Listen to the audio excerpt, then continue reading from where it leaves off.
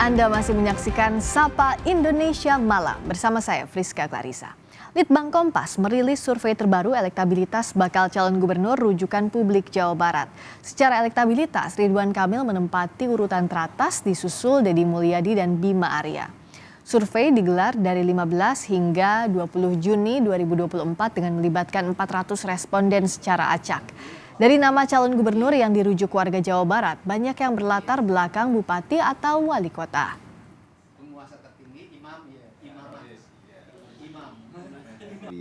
Nah, kita tahu kenapa Ridwan Kamil elektabilitasnya tinggi ya selama ini sebagai mantan gubernur Jawa Barat gitu ya, 1 periode, dan sejauh ini dia juga aktif di media sosial dan pemberitaan tentang beliau juga tidak pernah sepi gitu ya. Artinya memang beliau sanggup menjaga ritme bagaimana kemudian tampil di publik selama ini.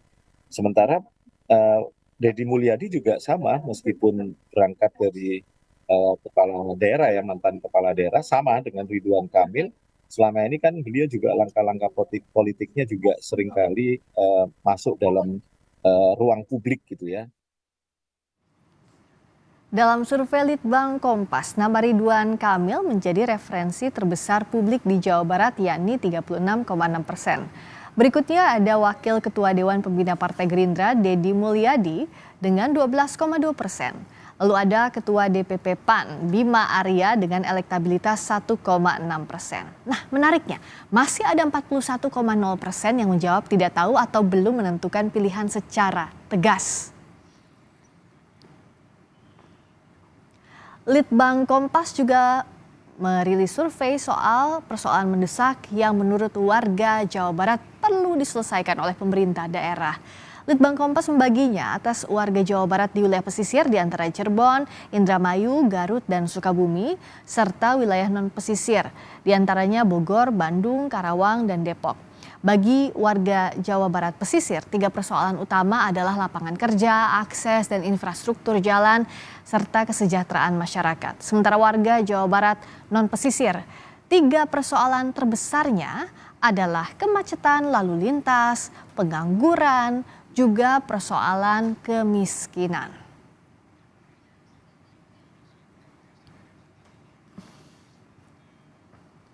Lalu bagaimana peluang Golkar dan Gerindra untuk berkoalisi di Jawa Barat? Jika mengacu pada hasil survei antara Ridwan Kamil dan Deddy Mulyadi, apakah akan saling berhadapan atau justru tetap berkoalisi?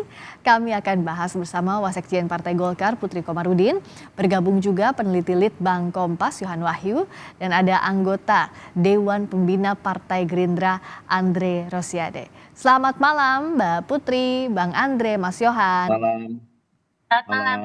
Selamat malam. Malam semua.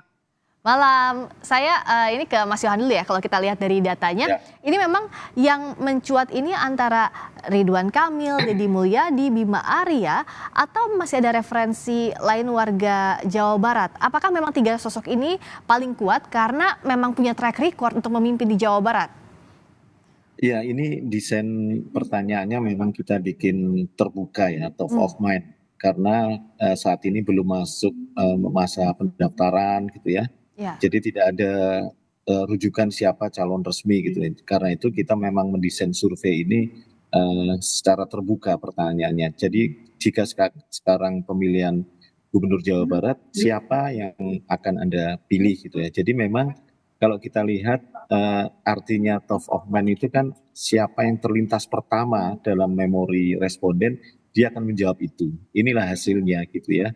Jadi umumnya kalau kita lihat top of mind, karena tidak ada pilihan nama, orang akan menjawab yang paling dia ingat gitu. Nah, Ridwan Kamil dengan angka 36,6% ini relatif tinggi, karena itu kami menyebutnya dominan gitu ya. Karena memang kalau lihat selisih dibandingkan nama-nama di bawahnya itu memang terpaut masih jauh. Bahkan dengan Pak Deddy Mulyadi di posisi kedua, itu hampir 3 kali lipatnya dari Pak Deddy gitu ya. Tapi memang dengan undecided yang sekitar 41%, itu ya masih terbuka, masih banyak gitu ya warga Jawa Barat yang memang masih belum tahu siapa yang akan menjadi pilihan mereka. Karena memang situasinya kan memang belum ada calon resmi, hanya nama-nama yang disebut di pemberitaan.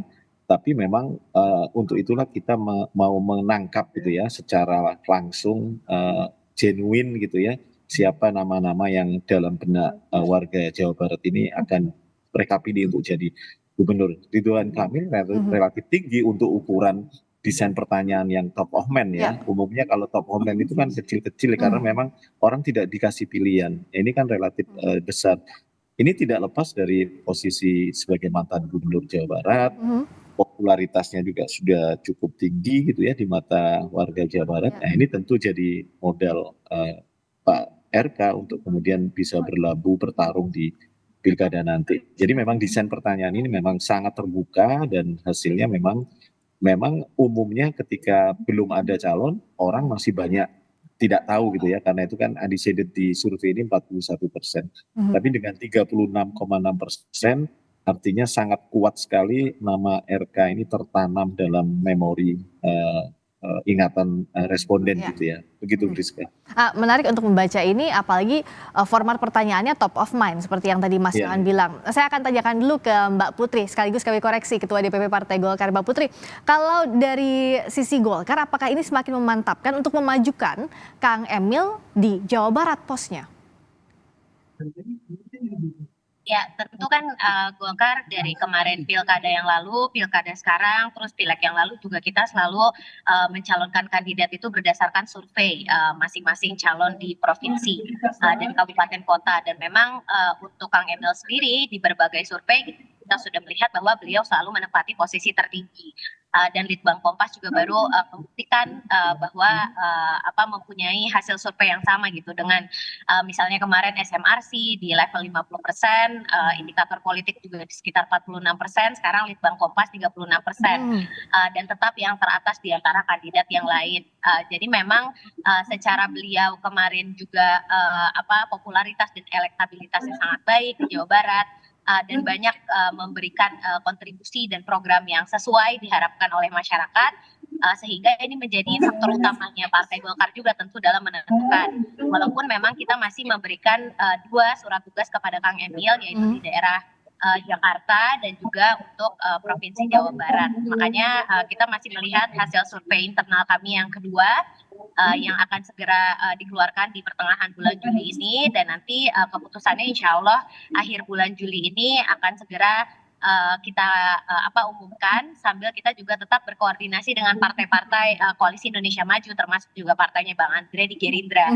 Karena tentu kita juga sangat ingin apa yang sudah menjadi pencapaian kita bersama di Pilpres kemarin itu tetap bisa berlanjut di tingkat provinsi dan kabupaten kota, sehingga kesinambungan nanti di antara pembangunan itu bisa bisa selaras gitu di antara pemerintah pusat dan pemerintahan daerah. Bang Andre, gayung bersambut nggak tuh tadi ajakan dari Golkar disampaikan Mbak Putri untuk sama-sama berkoalisi lagi di Jawa Barat? Karena kalau lihat hasil surveinya kan ada nama Kang Deddy Mulyadi juga di posisi kedua. Tentu ya ada kemungkinan parpol ini mencari kotel efek terbesarnya. Iya, betul disampaikan oleh Putri tadi bahwa memang belum ada keputusan sama sekali. Partai Gerindra dengan Golkar dan teman-teman Koalisi Indonesia Maju tentu terus berkoordinasi melihat keinginan masyarakat dan juga menyelaraskan bagaimana kepala daerah nanti yang terpilih di DKI, Jawa Barat, Jawa Tengah nanti itu bisa mendukung keberhasilan pemerintahan Pak Prabowo dan Mas Gibran. Jadi teman-teman media sabar saja ya, pimpinan kami, pimpinan saya, pimpinan Putri lagi terus rapat berkoordinasi, kita akan cari calon yang terbaik yang bisa mensejahterakan Jawa Barat dan juga bisa selaras saling membahu-membahu membantu Pak Prabowo dan Mas Gibran menyukseskan program-program pemerintah pusat. Jadi intinya koalisi ini sangat-sangat solid dan komunikasi sedang berjalan. Hanya memang masih butuh waktu ya Putri, siapa yang akan kita putuskan bersama nanti yang bisa betul-betul menangkap dan mengeksekusi aspirasi masyarakat Jawa Barat.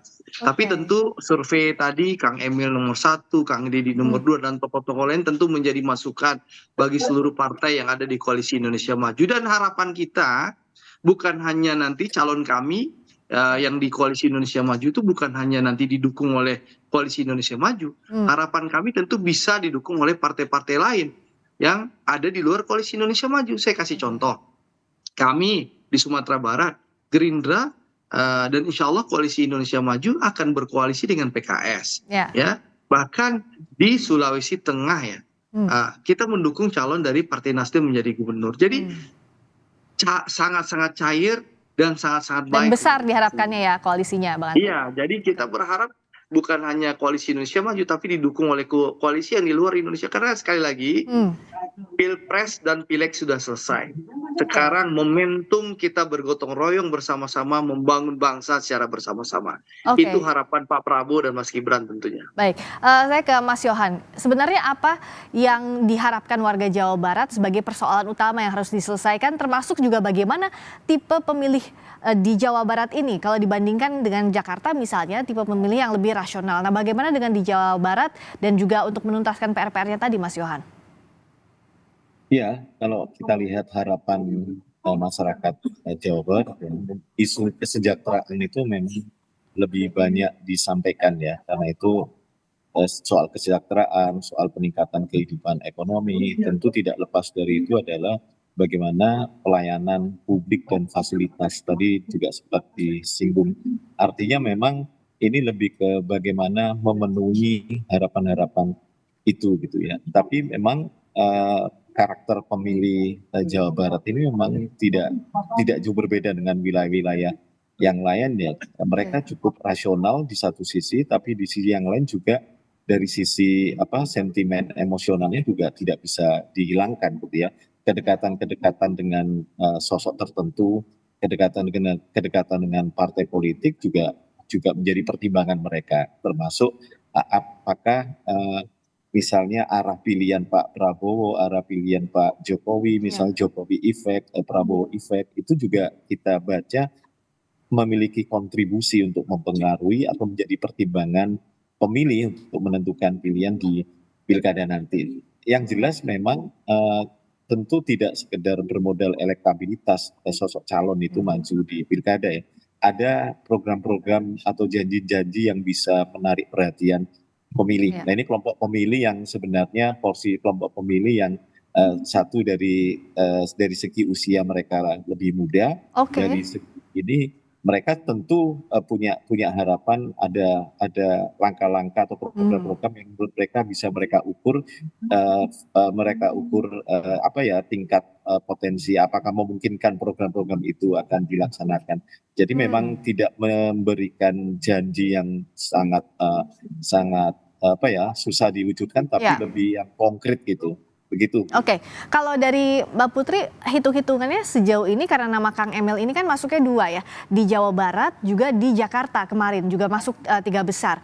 Apakah Golkar masih menimbang juga bahwa Jakarta jadi salah satu daerah yang menjanjikan untuk ditimbang, atau lebih logis untuk mencari mana the most possible win untuk pilihannya Golkar? Artinya apakah Ridwan Kamil lebih condongnya memang sudah Jawa Barat tidak mempertimbangkan lagi Jakarta?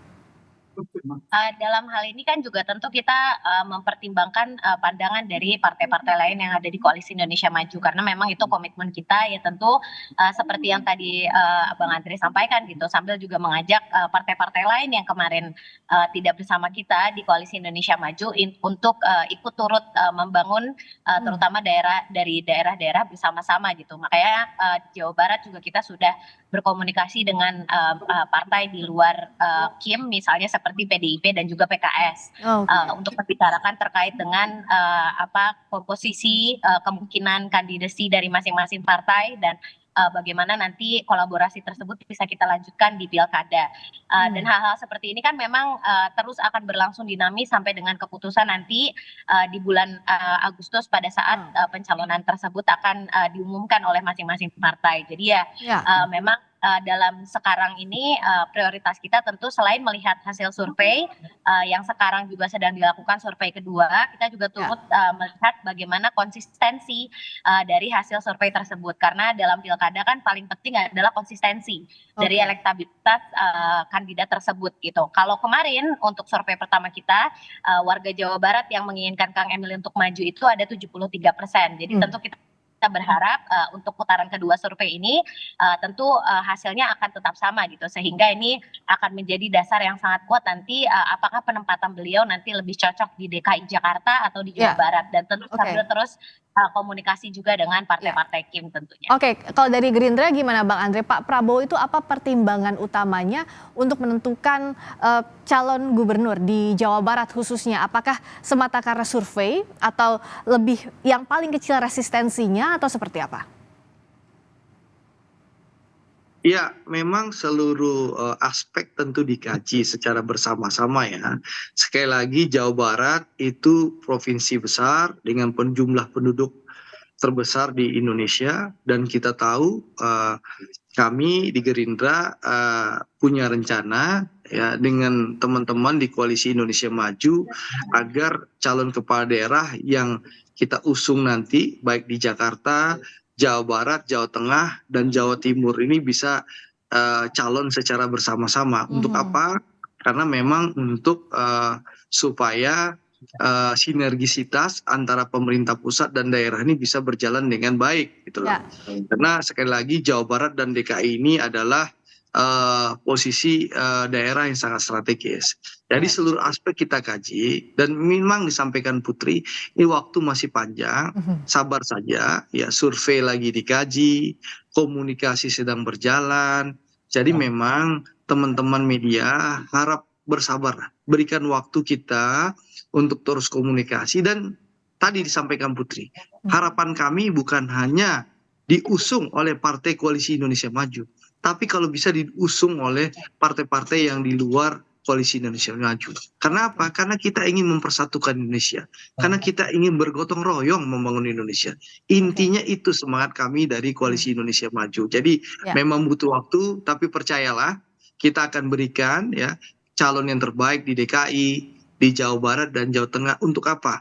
Untuk memberikan yang terbaik bagi kemajuan masing-masing provinsi dan juga bisa bersinergi mendukung pemerintahan Pak Prabowo dan Mas Gibran. Seperti itu intinya gitu. Ya, bersabar tapi pasti akan ditanya-tanya terus Bang Andre. Karena kita pengen tahu gimana progres diskusinya. Nah, kalau dari Mas Yon singkat saja, kan ini masih ada 41% yang memilih tidak tahu atau tidak menjawab. Nah, bagaimana parpol harus mengkalkulasi ini?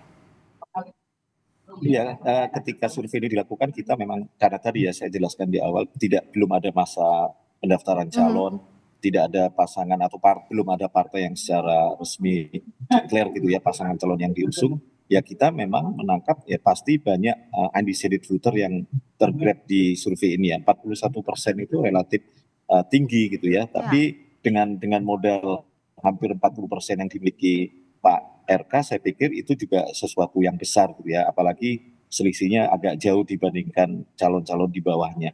Tapi menariknya jika kita bandingkan dengan Jakarta misalnya, justru Pak RK itu berada di bawah, jauh di bawah Pak Anies dan Ahok ya di survei Kompas yang lain. Artinya memang tentu dibanding kalau dalam kacamata elektabilitas Pak RK memang berpeluang di Jawa Barat dibandingkan Jakarta. Tapi tentu tidak sekedar pertimbangan elektabilitas ya. Tadi Mbak Putri dan Bang Andre bilang ada komunikasi politik antar partai koalisi yang tentu menjadi variabel lain yang cukup penting juga untuk dikomunikasikan. Saya pikir elektabilitas tentu akan harus dibarengi dengan otoritas partai, dan itu kedua itu berkelindan sehingga akan mampu memperkuat siapapun akan dicalonkan baik itu di Jawa Barat, Jakarta atau wilayah yang lain. Oke, elektabilitas jadi salah satu hal yang jadi perhatian, apakah mampu konsisten termasuk juga bagaimana komunikasi politiknya terbangun antara koalisi dan juga partai politik. Terima kasih Mbak Putri, terima kasih Mas Yohan, terima kasih Bang Andre. Selamat malam, Ya, terima kita ketemu kasih, lagi. selamat malam. Malam.